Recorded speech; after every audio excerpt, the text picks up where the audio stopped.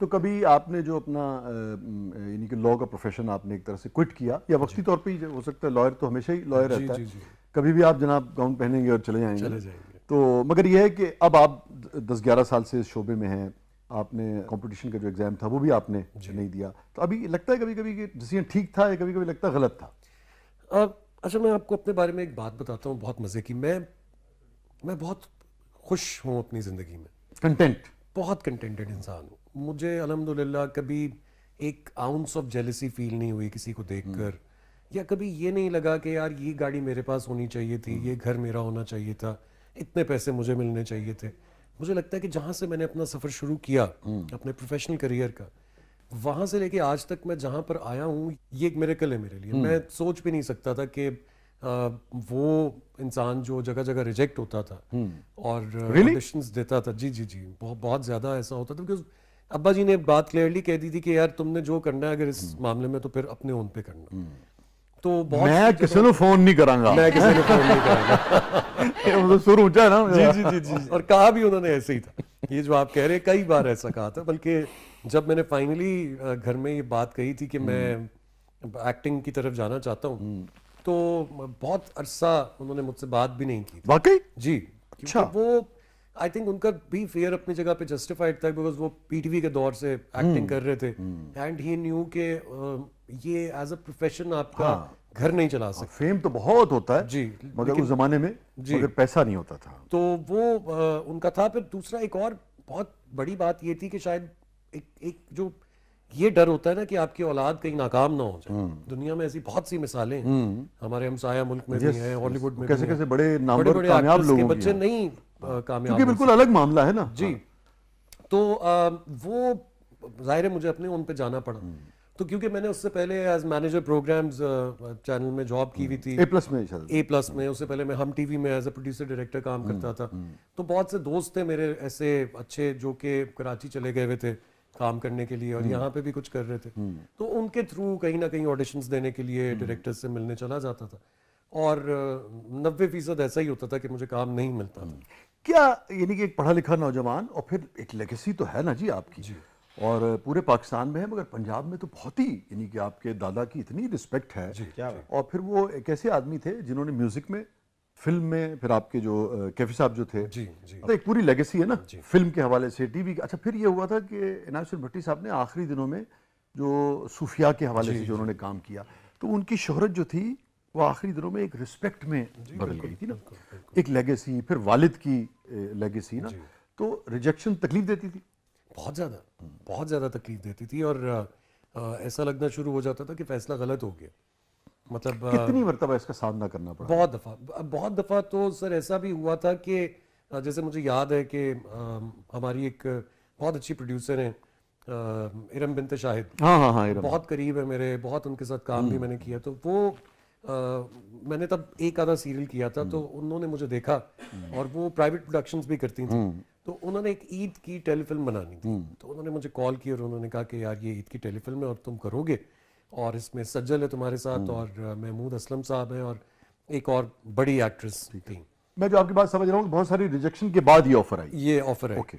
Rejection इसके बाद भी होती नहीं, लेकिन ये बहुत इंपॉर्टेंट एक जगह थी। तो मैंने जाकर शॉपिंग वॉपिंग की अपनी, और मैं बड़ा एक्साइटेड हो गया कि भाई मैं तो स्टार बन जाऊंगा, कोई मसला ही नहीं है, हम टीवी के ऊपर ड्रामा चल रहा है। और 5 बजे की मेरी फ्लाइट थी, और 3 बजे मुझे उन्होंने कॉल की कि तुम एयरपोर्ट तो नहीं, तुम पहुंचे तो नहीं हो अभी कराची? तो मैंने कहा नहीं, अभी तो मेरी 5 बजे की फ्लाइट है। उन्होंने कहा अच्छा अभी नहीं आओ, मैं तुम्हें बताऊंगी। तो मुझे समझ में आ गया कि कुछ तो हुआ है गलत ऐसा। क्योंकि प्रोडक्शन के आदमी है ना, आपको तो पता है कि जी जी जी। तो बस फिर वो बाद में ये पता चला कि कुछ किसी की भी एंड से ये बात आई थी कि भाई अभी नहीं हम कर सकते काम इसके साथ।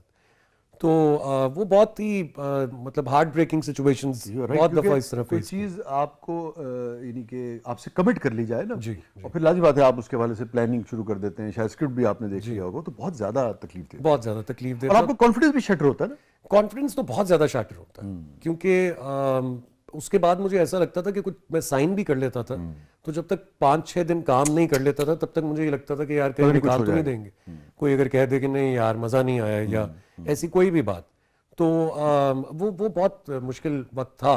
तो उसी वजह से मैं आपसे कह रहा हूँ कि आज जहां मैं खड़ा हूँ तो मुझे ये लगता है कि अल्लाह ताला का बहुत करम है कि मैं अपनी मर्जी से काम करता हूँ, अपनी मर्जी के अमाउंट चार्ज करता हूँ और एक अच्छी जिंदगी गुजार रहा हूँ। ये तो मैंने कभी सोची भी नहीं थी। इस नौयत की आपने कहा बहुत सारी कई बार रिजेक्शन हुई और फिर ये इस नौयत की कि कमिट हो गया, कमिट होने के बाद पता लगा कि नहीं भाई अब आप नहीं है, तो जो भी टूट फूट होती है उससे निकलते कैसे थे? सर मेरे पास सपोर्ट सिस्टम बहुत स्ट्रांग रहा है। अच्छा, शुक्र personal। अल्हम्दुलिल्लाह, मेरे वालिद हैं, वालदा हैं, मेरी वाइफ, क्योंकि ये जो मैंने नौकरी छोड़ी थी तो उसके पहले ही मैंने शादी की थी। अच्छा, शादी आपकी जल्दी हो गई? जी। कितना अर्सा हो गया आपकी शादी को? जी 13 साल हो गए। अच्छा अच्छा अच्छा जी। अच्छा, तो बेगम साहब तो कहती होंगी आपको ब्रेक मेरे आने के बाद मिला है। जी जी बिल्कुल, है ना? और बहुत क्रेडिट बनता भी है उनका। हाँ। क्योंकि उन्होंने बहुत मुश्किल वक्त में सपोर्ट भी किया, बहुत शुरू के दिन है। बहुत ही इमोशनल सपोर्ट बहुत अच्छी थी उनकी तरफ से।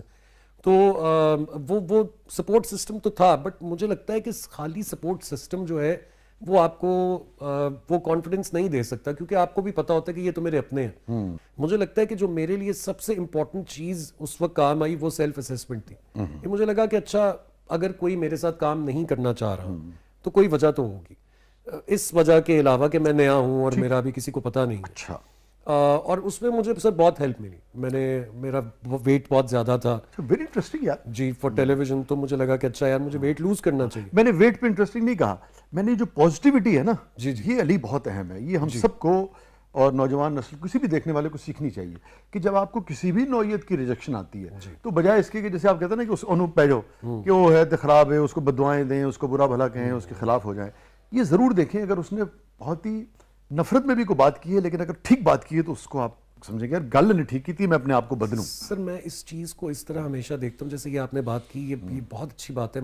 मेरे साथ अगर सेट पर, और ये मैंने पिछले 5-7 साल में डेवलप की है चीज, उससे पहले शायद मैं भी इस तरह बहुत इरेशनल था, इतना सोचता नहीं था। सर अब कोई अगर सेट पर किसी का बिहेवियर ऑड होता है तो मैं बजाय कि उससे ऑफेंड हूं, एक तो मैं उसको स्पेस देता हूँ, वाह, और उसके बाद मैं ये सोचता हूँ कि कोई तो वजह होगी कि ये आज इस मूड में है। ठीक। अब वो औरत है, आदमी है, वो irrespective of that as a person, और मैं फिगर आउट करने की कोशिश करता हूँ कि ये इस वक्त ये जो बात आई है ये कहाँ से आई है। और जब मुझे वो समझ में आ जाती है कि शायद कोई घर की परेशानी होगी, कोई फाइनेंशियल क्राइसिस होगा, तो वो मेरे लिए बहुत आसान हो जाती है जिंदगी, बजाय कि मैं उससे भी मैं भी मुंह फेर के खड़ा हो जाऊं या मैं एक कमरा बदल लूं अपना। मैं अभी 2-3 दिन पहले अपनी बीवी के साथ ही बात कर रहा था, तो मैं उसको कह रहा था कि मुझे लगता है कि मैं वो हो गया हूं कि forgive but never forget, and why not forget, because I don't want to repeat the mistakes, that is why I don't want to forget. ठीक है, कुछ उसको ग्रज के कीने के उसमें तौर नहीं। पे नहीं, हाँ ठीक, ग्रज के तौर पे नहीं, बट अगर एक गलती मैंने की है या किसी से हुई है और मैंने उस, अगर कोई गलती सर आपके साथ करता है ना, तो आपने उसे कहीं वो स्पेस दी होती है कि वो गलती करे, तो आप अगली बार से उसे वो स्पेस नहीं देंगे, वाह, आप उसे एक बेसिक तमीज से सलाम दुआ करके साइड हाँ पे हो ठीक है जाएंगे। भाई, तुम्हारा मेरा यही। सो फॉरगेट का जो नेवर फॉरगेट वाली बात जो है वो मेरे मोटो में यही है कि यार बस दोबारा वो गलती नहीं दोहरानी, जिससे आपसे कुछ गलत हो या अगले से कुछ गलत हो वाह, जाए। तो दूसरा चांस नहीं देते आप, इसका मतलब? सर नहीं सर, मैं दूसरे चांसेस में बहुत बिलीव करता हूँ। करते हैं? मैं बहुत बिलीव करता हूँ सर, मुझे लगता है कि दूसरे चांसेस अगर हम नहीं देंगे तो हम लोग एज पीपल कभी ग्रो नहीं कर सकते, एज अ नेशन कभी ग्रो नहीं कर सकते, और एक जो ग्रुप होता है यानी एक फैमिली जो है, उसमें भी हम कभी भी हंस खेल नहीं सकेंगे एक दूसरे के साथ। बहुत अच्छे। आई 100% बिलीव